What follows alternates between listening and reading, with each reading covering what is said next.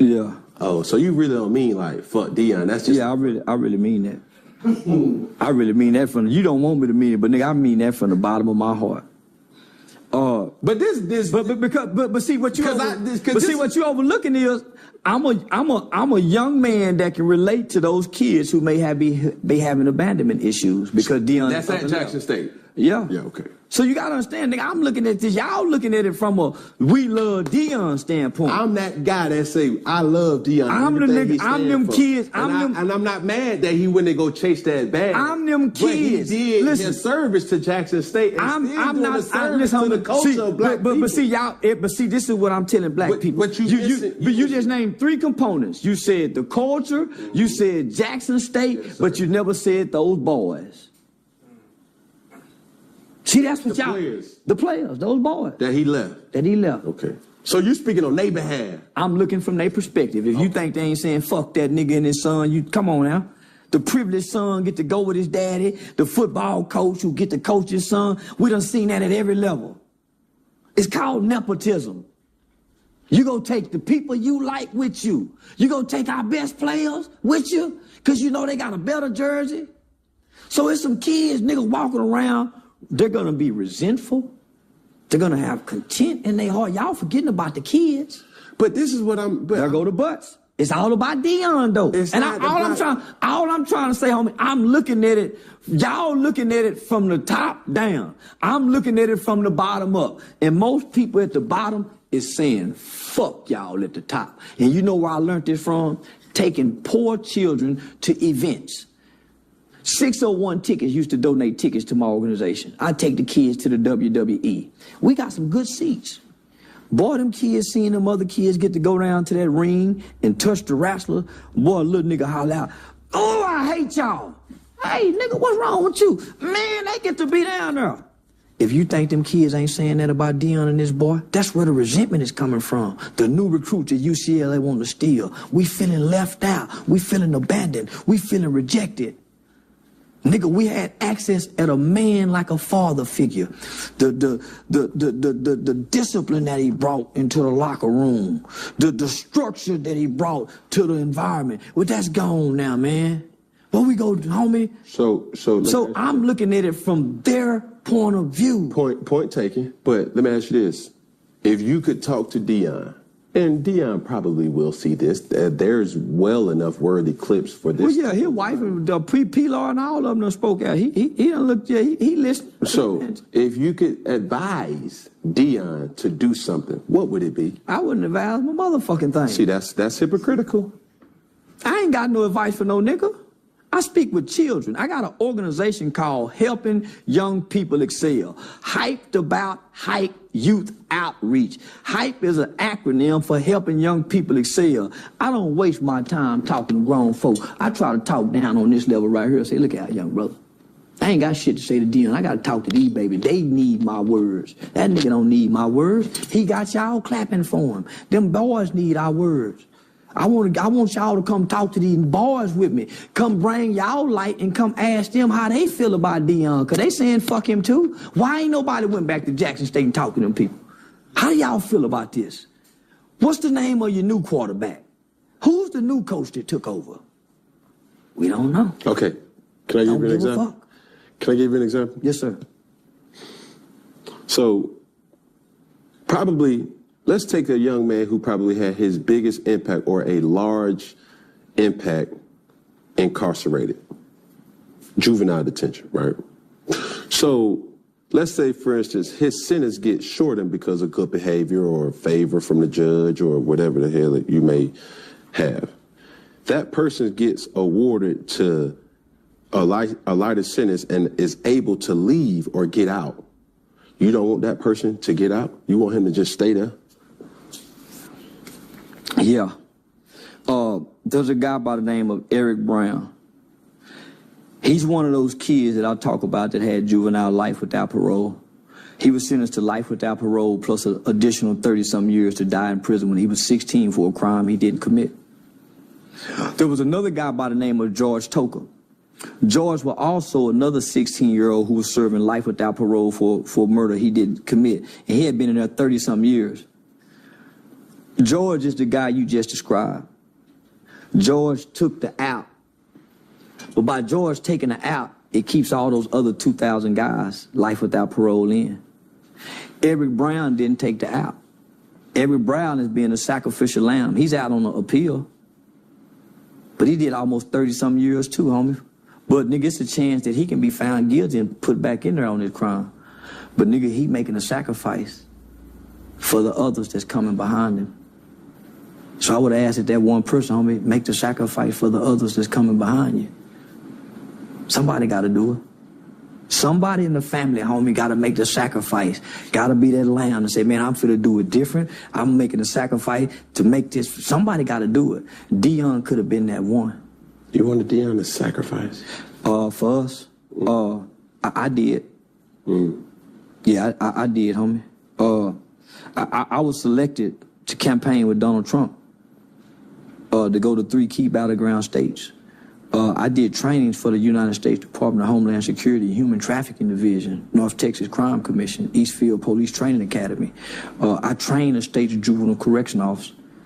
Yeah, I sacrifice a lot for my people. Only to realize, nigga, I don't like my people. I'm trying to connect with my kind. See, there's a whole species of birds. Those are my people. But my kind is you got red birds and bluebirds, and red birds and bluebirds don't fly together. I'm looking for my kind amongst my people. So I don't give a fuck about my people. I'm looking for my kind. How do you identify your kind? By their actions. And ain't no way my kind would have went to that 92% white school and changed them around to make billions in less than 1 year, and we don't get nothing. I'm the only one to benefit. Everybody around me eating. Everybody around me got a YouTube channel. Everybody around me is benefiting off me being here. It ain't just me. And I can leave everybody and be the only one benefiting. Nigga, I sacrifice. At this point, it's complete obedience. Because at some point, obedience got to kick in. I'm doing it because I'm called to do it. So you talk this Jesus talk. You talk, homie, if you're leaving for the money, then what about the purpose?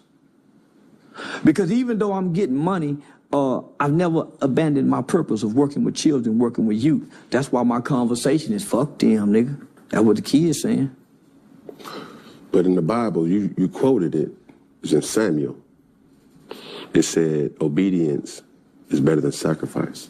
So if he's being obedient to the word rather than sacrificing himself, he can impact more by using their platform. I don't see how. You don't think that? Well, because it's about money. It's not about people and purpose. It's about his son. He already said that he will coach at the Atlanta Falcons if the Falcons greet his son. So it's about his son, and I get that. Let's not make it about, this is about these black kids. Now it's about his boy. The mother just fall under the umbrella, if we go be honest. And that's okay. But I'm telling black people what happened to the cause. How did we abandon the cause for one person's success? Look, Cam want me to tell y'all what I really feel. Now I know I'm gonna bring my real motherfucking feelings to the internet. So here we go. All right? Most people relate to their upbringing, their environment, their background, how you was raised and where you was raised. It's a big part of who you are and how you engage the world. So naturally, I'm going to sympathize with the players who may feel abandoned by their father figure coach, right? So I share that abandonment that these kids may feel because I don't play football, right? So I can't put myself in the shoes of a football player. I can put myself in the shoes of a man who would choose to take a better job to take care of his family or to take a job to advance his son's career. On the flip side of that, you got a bunch of kids that feel abandoned. I got a couple of them in my phone. You got a few coaches that feel neglected. You got some staff members that felt wronged. I look from their position. The abandonment issues the kids who had hopes, who had just transferred to their school, who probably wasn't as good as the ones who could start on the football team, what was there because of his leadership and his guidance, and you abruptly take that from them. Nobody's talking about that. Not only do you abruptly take that from them, they're now pushed back into non-existence. They don't exist no more. They back in darkness. When you do the 60-minute special, and I hate to repeat this, but I'm going to repeat it. There were many people in Jacksonville who was offended by the special because they only showed one element, the poor, bad side of Jacksonville, and there's a vibrant side of it. So to take, I'm not really mad at Deion, homie. I'm saying. So you can see where he coming from, like. No, I can't, because I'm telling you, homie, I wouldn't have done it. Okay, that's cool, but because can you see where he at though? From the top? I don't. Well, he's not on top because now he's in question. They're already saying that he's not. So you're already looking at the critics. He's on top in black people's eyes, but he's not on top in the alumni's eyes. He's not on top in the eyes of the sports critics. He just had to fire his offensive coordinator. So he's not on top in our eyes. He don't have a 50-50 winning season. Black people are the only ones saying, well, they won one game last year. They wasn't even expected to. Man, everybody's expected to win, even when you come from losing. But hold on. That's what you speeding now. Now you talking my language because now you talking about he's already superseded expectations in Colorado. Well, two more games, right? That's fine. It don't matter if it was a half a game. You can't minimize. So let me just say. So let's fuck the games, homie. Look how much money this white school done benefit from all this black support. They couldn't get this from their white support. They couldn't get this from them. We came and made them people from buying tickets from $462 for the whole season to nigga just one seat costing this. The only way we get free is economics, not by jobs. So imagine what we could have done had we kept this in the Negro League. What happened to the Negro League, brothers? Our best and our brightest is going to keep going over there. Every time we build something good, they go keep buying it out, BET. Every time we build something good, they go keep destroying it, Black Wall Street. They go keep taking it from us. I'm going to give you an example. And we good, right? I heard this from a black-owned apparel company by the name of Actively Black, Lenny Smith, right? I was out with him and his lady, and he shared this story about one of his mentors who was an investor in Actively Black. He said, well, I asked him, I said, yo, would you ever sell Actively Black to like a juggernaut apparel company, Nike, Puma, Adidas, XYZ? He said, you know what? I never will. But I'm going to tell you a story that I asked a person who sold his company to a Caucasian person and got a lump sum, $1 billion, right? And he asked him, he said, yo, why did you do that? The man responded and said, I did that because that capital that I got with that money, I was able to impact my community with that, to give more entrepreneurs that look like me opportunity with the money that the white man gave me. So when you're trying to raise capital, it's not necessarily, you don't have to sell your company. You can go to a person who looks like you that has the same green dollars, blue dollars, yen currency, and you can still consider yourself a minority or a black company. So when you see a person like Deion Sanders doing these certain type of things, you want him to sacrifice? Okay, cool. But he's opening opportunities for black people to be able to have opportunity in ways that we never have had. Now, to your point, now, this is trickling over into what I know for a fact, right? with Deion Sanders being who and being as impactful as he is, right? Now, the white man is saying, hey, we need that type of impact. I seen a advertisement commercial with Colorado watching their games. And you know how they do, like in the science labs on campus and all this and all that. And the tagline was, that's prime. That's prime. Oh, boom. The student said, that's prime. Boom. You may have seen it too. And I was saying to that as a way to say, okay, now these universities are saying to themselves, like, yo, maybe we do need to hire more African Americans because, hold on, stay with me. When you look in the NFL, there's not a lot of minority head coaches. Okay? Up under a head coach, you got coordinators. There's not a lot of minority defensive or offensive coordinators. Or let's look higher than the head coach. There's not a lot of minority GMs. Or let's look higher than the GM. There's not a lot of minority owners. But what Deion has been able to do with saying, hey, his impact has been good for business. So therefore, with his impact being good for business, potentially there could be another minority that could come behind him and make an even greater impact because of the likes of Deion Sanders. White people know black coaches won't lead them to being no great winning teams. White people know that. You ain't gonna get no Bill Belichick out of Deion. You ain't gonna get no motherfucking me Pat Riley out. You ain't gonna get it. This is what I know. So you can't get black coaches can't coach. So what if I were to tell you Tony Dungy? He ain't no good coach. No, he wasn't no good coach. Oh, cap, boy, you. No. Now you talking out the side of your neck. How many championships he won? He won a championship. How many? It don't matter. How many? He won one. Bill Belichick won many. But you got a Phil Jackson and you got a what's the little short nigga played for the San Antonio Spurs?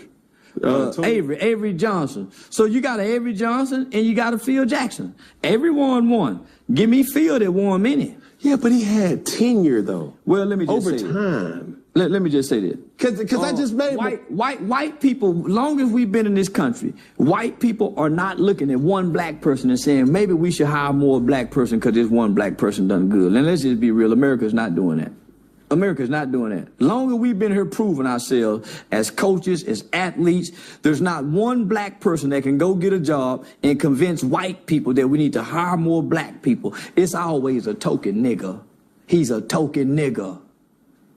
He's a token nigga that played football for white folks who always been patted on the ass and tapped on the head, boy.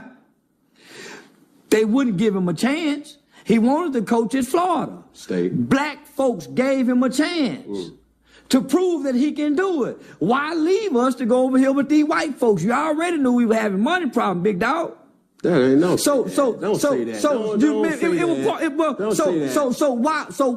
Why didn't he get the rest of his money for his contract then? But you can't say that though. Well, let me say this then. Let me say this. Why did black people follow him? Why didn't black people stay with Jackson State? That's all I want to know. Because obviously he left. Okay then. So we left HBCUs to go join the white universities. We took our support, and not only did we take our support, we took our dollars. We did the same thing when they said, hey, y'all, we gonna take the signs down. Let them niggas come over here and eat so we can shut them places down. It's the same trick. Integration. Hey, come on, Deion, come integrate with us. We stripped you of your powers. So what star power do you have for HBCUs now that can at least, hold on, let me say, that can, homie, do you saw the first couple games? The star power that was on those sidelines. So now since you think that he can do more because he can recruit more black students, well, how many black students can he get on that football team at that 92% white school? How much change can he do with how many 12 players? He may get 20. He can't make an all-black team. Bullshit. We see it all the time. Okay, when he do that, then alumni gonna be pretty upset because they got some white kids in Colorado that want to play on the team. They already having some problems because he fired some white kids. They already secretly writing about it. Why you think his son's car is now being written up and booted? Okay, let me ask you this. Colorado's still racist, y'all. I just want y'all to know that they have a real history of racism. Let me ask you this. So I wouldn't send my black son. Hold on. You just said something. How many white people are on Bill Belichick's defense? Not many, I don't think. How many white people are on Nick Saban's defense? Not many. So you're not sitting up here telling me something that I don't already know. Well, I agree with you, but you have to look. It's not the players. The white folks will sit back and let Nick Saban go get a bunch of niggas to run. They ain't finna let no black man go get a bunch of black people to come take over a team in a predominantly white school. They're not finna do that, fam. If you think they gonna let this, they already mad he came in and fired the player that was before there. And there's some upset alumni about that. And guess what? He's losing, and he's losing his star power. You don't see any of those rappers on the sideline anymore. That's what the white folks are saying. But you don't see nobody at anybody's sideline. But listen to me, brother. What I'm saying is in the beginning, he generated a boom. He generated something that the college football arenas had never seen before. Star power. Lil Wayne, the baby, stars from everywhere was coming down to support him when he was winning.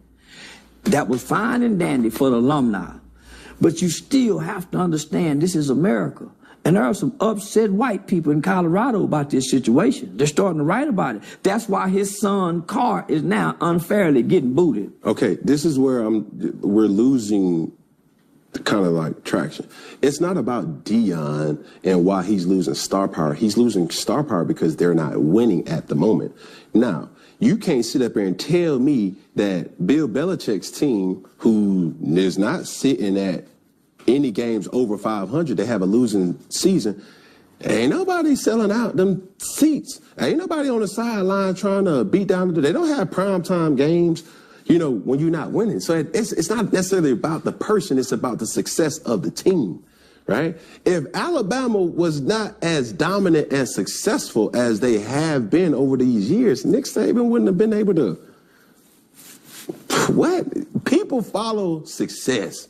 You have a hard time saying you're the best coach without the success. So this is what I'm saying. He's not having a success anymore. Okay, but it takes time. Because I can guarantee you this. If you give Nick Saban, doggone, the same roster that Deion Sanders have in Colorado, you're going to get the same product. So if you give Deion Sanders the same roster that Nick Saban has in Alabama, it will be hard for anybody to lose. So this is what I'm thinking. Everybody's missing my point.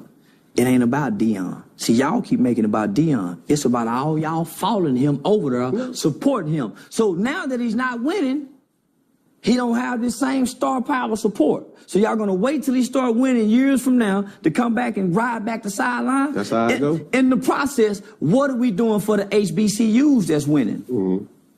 That's all I'm saying, black people. So if I have to say fuck Deion to make my point, I'm gonna keep saying fuck Deion. Because I'm trying to get back to hashtag HBCU. What happened to we mad about George Floyd? What did they give us to solve that? They gave his family $20 million? What about Mike Brown? So we keep following trends. And I'm saying, black people, look at us. Deion is a new trend. Y'all done quit this trend. What's next? What are we going to be considered? So we done quit HBCUs. We done quit Deion now. He ain't winning. Look at us, y'all, is what I'm saying. We was in an uproar. Every celebrity, everybody was in a now since he's not winning. Bandwagon, because we don't have a cause. And I'm saying y'all tricked me into believing we had a cause. Y'all had no justice, no peace. Y'all had police, unarmed black shooting. We had boycott the NFL, Colin Kaepernick. What happened to all these causes we keep bouncing from? So, okay, now we got Deion. I done said fuck Deion because I'm saying what happened to the HBCUs? People can't get past fuck Deion. And I'm saying what about the HBCU? People can't get past Deion. So leave out Deion and just say let's get back to the HBCU. Let's take the focus off me saying fuck Deion. No. That's and what I'm saying, trying to tell you. Like, stop saying fuck Deion because you distracting. I gotta keep saying that. I want to distract. You distracting the people. I want to distract. But if you want to keep saying, if you want to keep distracting people rather than telling the people what you, I don't want to tell the people because these are grown people. I don't have nothing for grown people. I work with children in the community. I'm not coming on the line to appease grown people that don't know what to do with their time, their mind, or their energy by watching a video. Fuck Deion Sanders. His wife too. No, he not. Man, fuck them people. Nigga, I don't give a nigga. I come from the ghetto. I'm going back to normal people that won't ever meet celebrities, and they don't give a damn about me saying fuck Deion. Okay, let's just put it like this, and let's come up with a rule. Don't say what you won't say in their face. Fuck Deion. And I said a nigga face because I'm willing to die, kill, and go to jail for what come out of my mouth. I'm willing to die, kill, and go to jail for what come out of my mouth. I done already beat 2 aggravated assault with a deadly weapon charge. I'm willing to die, kill, and go to jail for what come out of my mouth. That's why I speak so boldly. Man, listen here. I just have a hard time. Like, only thing I got. The nigga who hit me across the head because I wouldn't quit saying what he told me I better not say. Nigga, you a snitch, nigga. I'm willing to die, kill, and say it in his face. That's why I was there, nigga. I'm willing to die, kill, and go to jail. Once you get to this point, homie, and put this suit on, and you start saying the things that I'm saying, nigga, you have to know you go see these people in your face. I ain't back down and said, no. If you willing to throw your life away, I'm willing to die, kill, and go to jail about my free speech. Okay, so let's just put it like this. And I just got to keep it funny. Look, if it's somebody that's because I don't know, I'm not Deion. You know, I can't speak for Shador, I don't believe he's married. I believe he's in a serious relationship, but can't speak for all those people. But what I can do is speak for me. And if I have an individual telling me, fuck Cam Newton, that first word that you saying, it's going to be happening. I would love for it. Y'all sue the shit out of you, nigga, for assaulting me over my word. And you go pay. That's cool. That's all. I don't mind. However I get paid, I don't mind getting paid. Cool. But I'm ready to respond to whatever violence that come my way. So now, homie, nigga. But you're going to have to respect how what comes your way. Nigga, I don't got to respect nothing because I'm speaking as if I don't respect it. And I'm a little bitty nigga. I'm speaking as